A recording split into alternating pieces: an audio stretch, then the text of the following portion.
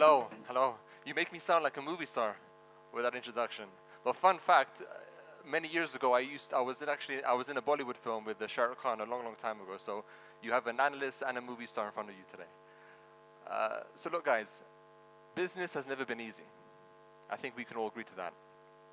And for the last 17 years, you and your colleagues have attended this event to share in your common problems and to plan for the future. Yeah. So firstly, we thank Nasscom for this platform, really. And the reason why you're listening to me today isn't so much to learn about how geopolitics will impact the tech industry, because you can feel that already in your industries, right?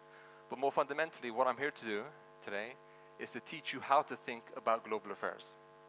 Because sharpening your analytic tools is akin to making sure your tools are in working order when providing your products and services.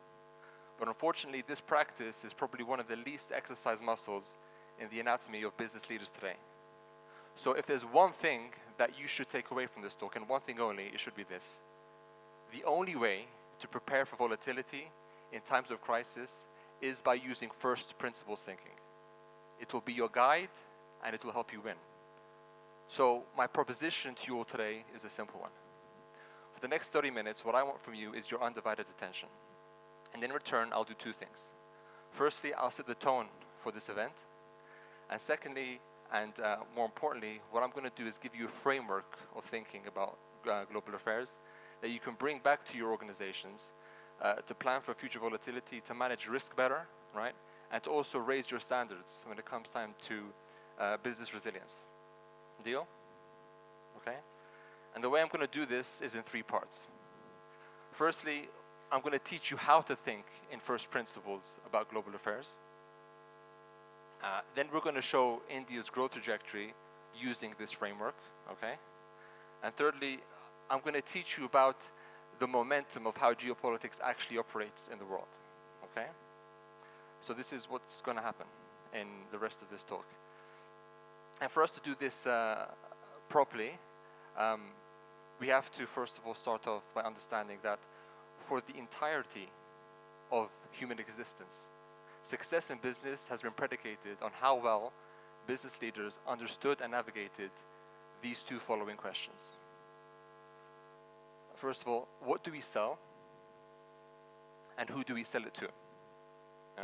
These two questions are universal and applicable no matter if you're Dell Technologies, Capgemini, IDA Ireland, right, MathWorks, or your local street food vendor. What do we sell, and who do we sell it to? They may seem like deceptively simple questions, but just like the Big Bang, what results is a universe of knowledge and improved strategy. What do we sell? Who do we sell it to? So let's get into it. Now, the first pillar, what do we sell? There's a reason why Apple makes iPhones, right, and why Capgemini does consulting. There are certain things which restrict and which liberate you in business, which you must understand the tempo of. So under the what do we sell to, we have things like evolving demand drivers, not the demand itself, but what drives the demand of your clients and your end users, where you fit in your supply chain, the cost of production, which changes, the supply of skilled labor, and also competition dynamics, right? And on the who do we sell to side, we have things like the future of market access, which is a big topic, especially given what's happening these days. A supply chain resilience, which again is a very big topic, and also tariff and non-tariff barriers, and importantly, geopolitical risk. Now, I would bet that there are some things in this list that you innately understand better, right, and you can forecast more confidently. Would I be correct in saying that? Would I also be correct in saying that those things are probably in the what do we sell section of this graph, right? And would I also be correct in saying the reason why you're more confident in that as opposed to the who do we sell to is because, number one, you're more exposed to these things, and with that, you have more control over the dynamics that shape these phenomena, right? Which will then lead me to think that the reason why you're not so confident into the who do we sell to is because you don't have control over the dynamics that shape these phenomena. So really, quite obviously, what you guys need to do and what I'm going to help you do today is to increase your confidence in understanding the things you don't control. Okay? So that's what's going to happen. And the way in which we're going to do this is the following. when we talk about how the world is evolving, the thing we need to keep in mind is that the one thing that really controls and dominates the future market access, supply chain resilience, tariff and non-tariff barriers, and geopolitical risks, the one thing that controls all of these things is power. And more specifically, state power or government power, which is the highest form of power. Why? Well, quite simply, governments and nation states are sovereign. They have the most senior level decision-making authority on this planet today that we've created as human beings. And as such, they're the target of lobbying efforts by corporations, investors, other governments, terrorist organizations, and other domestic, regional, and international stakeholders. So understanding what motivates them and what drives them and what pressures they have is of utmost importance. But what is power? Right? Books have been written about this topic, but unfortunately, they've never had a business angle to them. So you could read all the philosophers of the past, but understanding what this means for you guys is what's important. Now, I'll tell you what power isn't. Power isn't me forcing you to do what I want. Trump forcing India to do what it wants through tariffs. That's more a result of power. But power, quite simply, is this. It's the ability of a country to secure their own interests. I'll say that again. It's the ability of a country to secure their own interests. So how does the government do this? What levers do they pull which they can use to secure the interest of their nation and also of the industries within their nation? And in your case, the tech industry in India. We've thought about this and we've created something called the Centers of Power model to help you think about it. Since we're talking to engineers, you need to have systems in place. So this Centers of Power model essentially says that governments have 6 ways in which they can secure their interests. These include things like their active consumer markets, their military balance, their technological leadership, their systemically important commodities, their geostrategic positioning, and their financial strength. No matter what country you are, no matter what time period you lived in, whether you're an empire, principality in our country, these 6 levers is what you've had. So to make this actionable to a room like this, what we needed to do is to quantify these 6 measures and rank 194 countries against them to see how countries fell on this. And then what we did is we backdated the data over the last 30 years to see the trends in countries. So that led us to create the Global Power Index. But within the Global Power Index, you also have the 6 centers of power as sub-indices. So you can triangulate how countries have evolved and moved throughout time. So would you like to see how India ranks in our latest ranking of the Global Power Index? Yes? Yes? Okay, now where do you think India would rank? Hand up for number 1. Number 1. Okay. Number 2. High. Number 3. 4. 4. 5. Okay. Who's right? Yeah, give yourselves a round of applause. Now, what do we see in this picture? What do you analyze? What can you see? Well, quite simply, I think the top 3 countries, 2 of them are in Asia, and number 1 is in Western Europe. No country on this list is from the African continent, and no country in this list is also from the Middle East, despite the news stories that you hear. Let's dive in deeper into this chart. What do we see here? This is the scoring. The index is ranked between 0 to 100, right? So you see United States of America, China, and India. But look at the gap between India and China. Despite the last 30 years of progress, India still lags behind the 2 top countries. If we had more time, I could dive into why this is the case, but this is what the data shows us, at least. So this is the gap that you need to close. This is the gap that this industry and this conference here over time needs to close to be competitive and to transform into what the future will hold. Okay, so this is your target. So if I'm here again next year or the year after, or the next 10 years, I want to see this much, much smaller, if not India on top. So let's see these dynamics, at least in the top 3 more clearly. So this is the evolution of the rankings over the last 30 years. What do we see here? For those who can't see, I'll go through it. India in 1994 started off in 7th place. 7th place, India. Over the years, it's closed the gap, but has remained in 3rd place since 2010. And has been in 3rd place ever since. The top 2 countries, again, China and the US, has remained consistent in their ranking. And some of the biggest countries which have moved We have South Korea and Brazil in different contexts have moved. The reason why these three places are for very different reasons we have to understand. So we can't paint it with the same brush because they all have different dynamics to them. India is strong in some cases, the US stronger in others, but this is what the data shows us on a top level. Now if we're going to look at, I'll explain what this chart shows, but the top three countries we're going to dive into a little bit more deeper to see how we've seen this evolution. Now you see India in blue, don't think that the highest one means the better one. 1 essentially means the top country, right? And 10 to 12 is the ranking.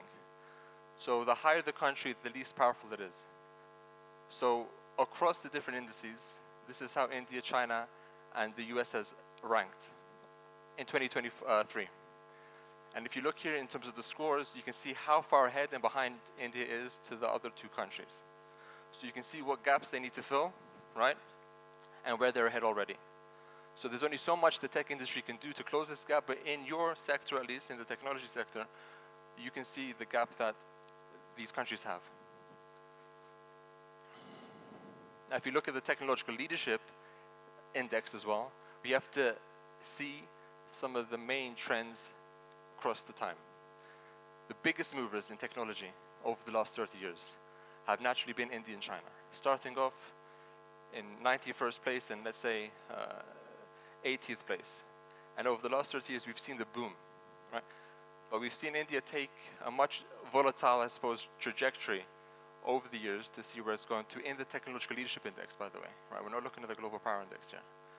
And we can see, again, some of the top countries have remained top in different ways for different reasons across time, which tells us that it takes a hell of a lot of effort to move into the top echelons. But once you're there, you tend to remain there because you've learned where your value add is. And if you're smart, you keep it and you expand into the future. Now, if you had more time, we could go into why this is the case and how you should be thinking about it. But this is what the data shows us for India. Across time, very volatile, but once you're there for good. And hopefully into the future as well. Let's talk about the geopolitical risk matrix and how that operates. Because it's important for you guys to understand the tempo of how geopolitics moves. What you see in the news is not always the truth. You know, being on TV by itself often, they want to get you for a quick soundbite, and you don't have the chance to see the full extent of geopolitics. But it has different tempos, different speeds, and different dimensions of how it operates. So if we were to place it on this, we have the speed of geopolitics. We have geopolitics that moves fast and slow, aspects of that does this, right? And you can place some of these things in there to see how it happens. So tariffs, pretty fast, FX risk, sanctions, energy prices, trade deals, war, and global governance, okay? Some of these things may impact you directly, some of these may impact you in a secondary way, in a tertiary way, over time. But then also we have the bilateral and global aspects to geopolitical risk that you have to understand. So if we were to place markers between them, we have geopolitical risk that impacts you within days and weeks, within months, right? Speaking to the organizers here, your time trajectory is between 12 to 18 months typically. So that's the range in which you look at for immediate business impact. You have also geopolitical risk that impacts you over the years and also over the decades. But the problem is, because of what you're doing in day-to-day work, you tend to only focus on the short term. Not because it's your fault, because that's how business is organized. So you need people on your team who have a much longer term view on how this will impact. Nasscom does a great job in doing this to bring you guys together. But within your own organizations, you must have teams and you must have a mentality and a discipline to see how the world is changing beyond your borders. Naturally, because you serve a Western audience mostly for your products and services, you need to see how they're thinking and how they're evolving to see how it impacts you. And if you do decide to transition your customer base away from America and from the West due to the volatility, you must understand where the future is and why the future is in that direction. We also have impacts that hit you globally through blocks and regions. Through blocks, I mean things like BRICS, right, which is in a geographical entity, but it's more, I suppose, an ideological one, if you want to put it that way. And why they evolve is important. And also you have, risks and geopolitics that hit bilaterally, right? So this intersecting matrix and where different points exist on this framework is really, really important. Because if you don't understand it this way, you're really at risk of watching what the news does and sticking your mind into volatility and in risk, when you should really be thinking about evolving with the times so that you can meet the future where it is and help shape the future, because India is in a very strong position. And sometimes, from what we see, they don't take the advantage that they do in this for different reasons. So if we were to place the risks we saw over the timeline that we see, where you're not restricted by what taxes your end consumer has to pay, but living in a situation where this would have been a thing of the past. But we see things come back, used by different players to enact their own will, right? To enact their own interests on you. And this again goes over, weeks, months, years, and decades. Global governance is another one which is important. This is not only talking about things like regulation and what happens at the UN, but what standards is India going to set in terms of the regulatory framework into the future? Do you lead in it or do you just follow? Which is super important. Trade deals as well, and how India, for example, the recent signing with trade with the UK, Trump now really wants to ensure that he presses the EU to put sanctions on you guys as well, because there's an arc to a story that says the more pressure we place on the end consumer, in this case oil, the better chance we have at solving the Ukraine crisis. A far cry from what he said, we'll fix the war within one day. But this is the nature of the world we live in. Naturally, with all of these things, the impacts are global over time. So the position that India plays is super important, because if you don't take the opportunity to really focus on where your value add is, what you can add to the future of your industry, you're really left in a place where your industry only moves in the direction that you are closely aligned with. So the three things that I think an organization like this needs to really understand and learn about for the future is the following. We live in a time where the rules of the game have been changing always. This is not a new phenomenon. And I'm sure within your own organizations and within your own teams, you've seen changes technologically in terms of market access and others.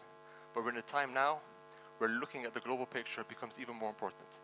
Because if you do decide as an industry to move your attention away from the West and either try to innovate internally, find a customer base inside your own country, then this is going to be the most important pivot that you will make. But it won't happen overnight. It won't happen over the next 5 years or 10 years. This is a multi-decade approach that you need to take. So when you're planning for the future, when it comes time to these things, or looking at the present and seeing how you navigate and how you mobilize yourself, it's really, really important. Let me take a moment to also talk about the BRICS, because it's been on the news often, and we see alliances grow and we see alliances fade over time.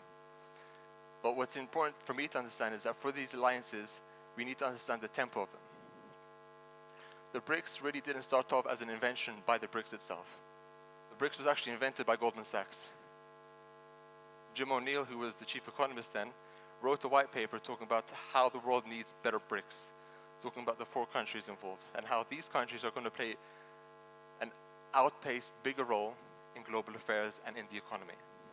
So this idea was taken up by the BRICS itself and was taken on as an ideological project which took shape and evolved over time. Now the part India plays in this is a very special one compared to the others, because India is one of the only, perhaps, non-aligned countries in this bloc that has done a very good job over the years in making sure that its intention is for the growth of India and its intention is for the betterment of India without picking sides. But in the world we live in now, countries are forced to pick sides. So what you do as an industry and how you communicate with your teams and how you communicate with policymakers is going to be some of the most important conversations you will have. Nasscom, I'm sure, does an excellent job in making sure that you and your interests are shown to governments. But for you to really get the best out of them, you need to plan your own trajectories and help governments understand what the impacts of geopolitics, macroeconomics, and all the others is to your industry. You can't rely on them just to absorb it without any input from your organizations.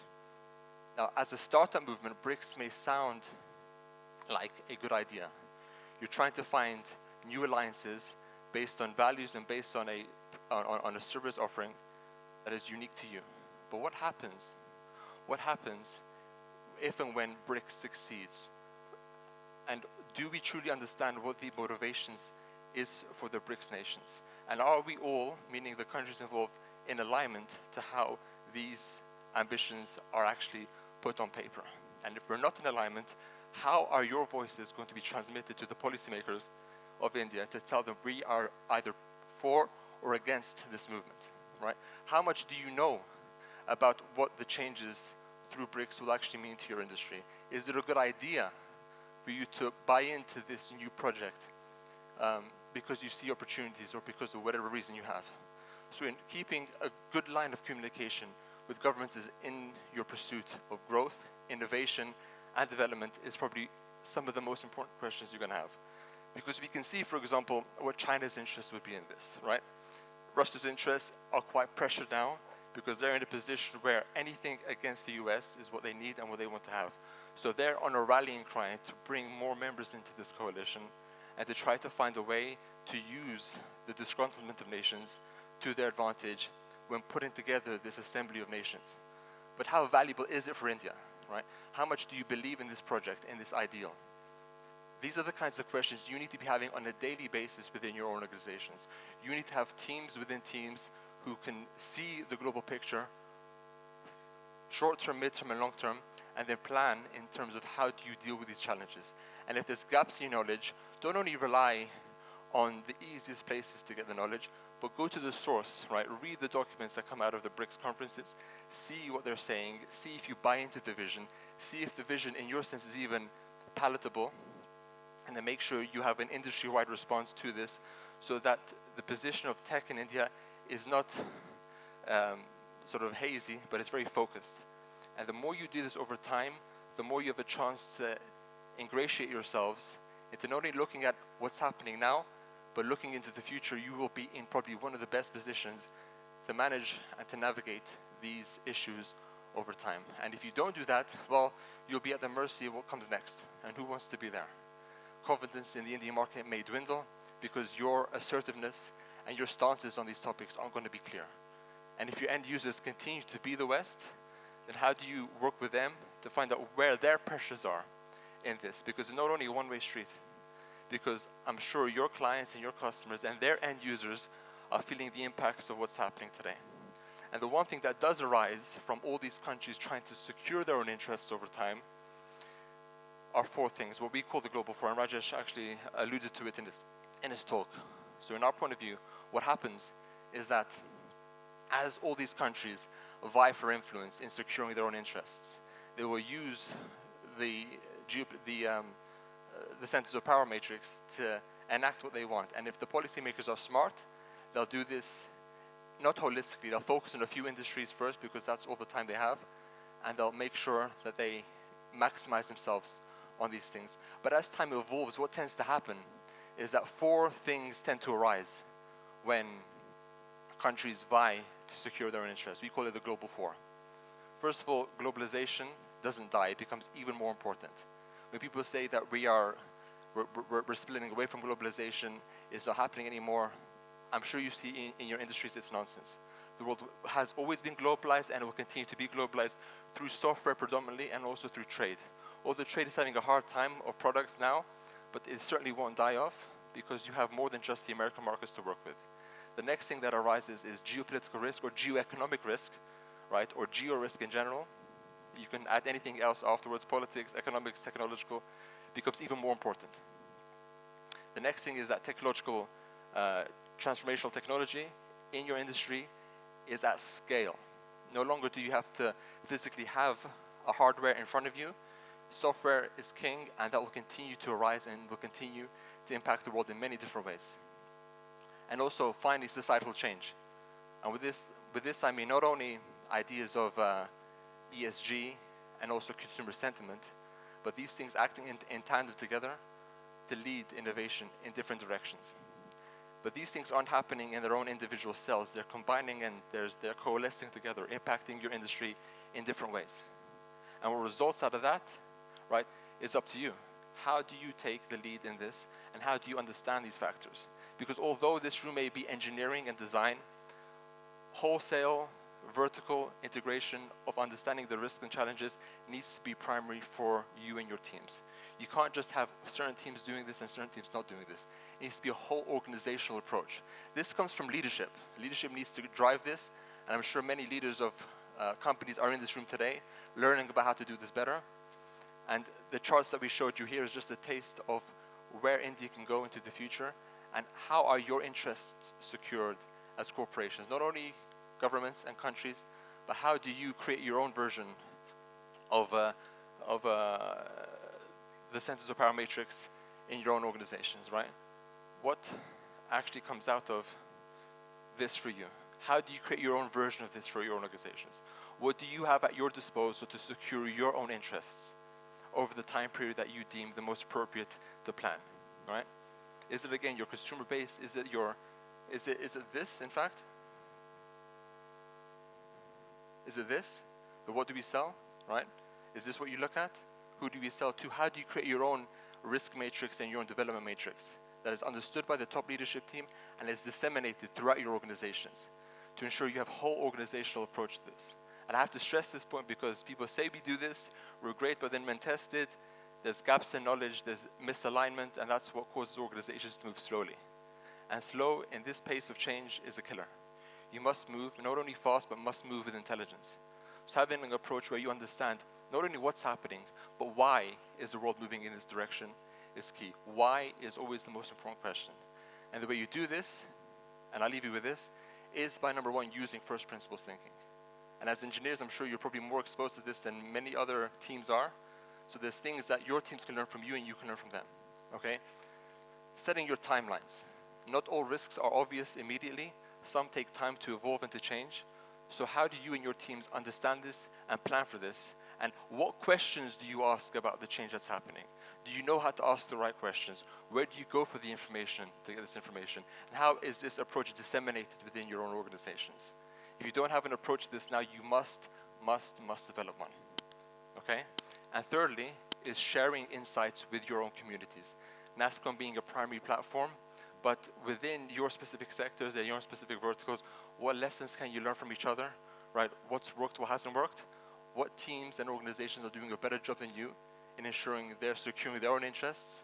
And how is this coming together as a whole organizational approach? And with this, I'd like to thank you and enjoy the rest of your evening.